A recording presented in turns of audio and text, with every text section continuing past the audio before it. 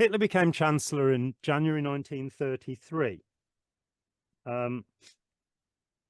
The 1934 campaign, election campaign in Britain, Chamberlain was the Chancellor of the Exchequer, Secretary of the Treasury. He was in charge of the money.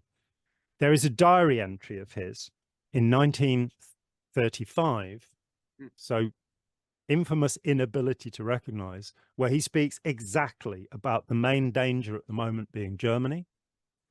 The next year, as Chancellor of the Exchequer, he put forward the proposal to rearm. Rearmament of Britain was led by Chamberlain because of the fear of Germany. And the Labour Party voted against any money going to rearmament.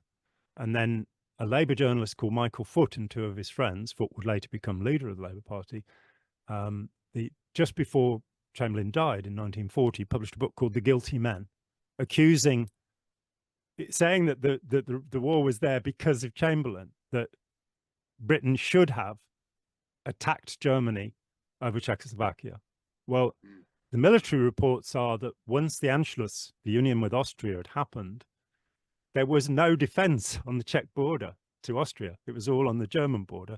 So there was no military possibility of saving Czechoslovakia. Hitler was complaining that the 3 million German speakers in the Sudetenland in Czechoslovakia were being oppressed. There was a mass killing of 80 German speakers by Czechs, which is not often reported in the history books. So Hitler was defending a persecuted minority. And there was no chance of defending that country. It's locked in the middle of Europe. And the military advice, and Churchill actually congratulated Chamberlain on getting peace in our time for Munich. Chamberlain knew very well, because he's the man who'd rearmed the Air Force, and Churchill wanted bombers. And Chamberlain said, no, we need fighter aircraft. And by the Battle of Britain in September 1940, Britain was producing more fighter aircraft than Germany, having started from next to nothing. The problem in September 1938 at Munich, if there'd been a declaration of war, was that Britain had 12 high-altitude fighter aircraft, Hawker Hurricanes. That was it. The Battle of Britain would have been over in about 15 minutes, and I'd be speaking German. But the idea that Chamberlain was a perfectly normal person, you're going, no, he wasn't. He was an incredibly anxious person. He suffered from terrible social anxiety, and he'd be very likely considered a high-functioning autist now, which I think might be why he was a great leader. Wow. Why he nearly saved Britain. Wow. And Churchill, of course, lost everything. The empire, Churchill had stormed out of government in 1931 because India was going to be given home rule, and he wanted to keep the colonies. Yeah.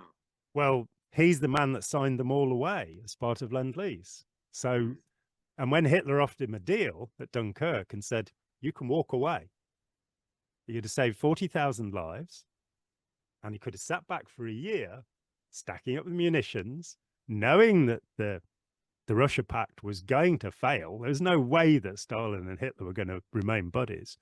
Waited for Barbarossa to be launched against Russia, and then smacks the Germans from behind. There would have been no communist invasion of Eastern Europe, after no Warsaw Pact.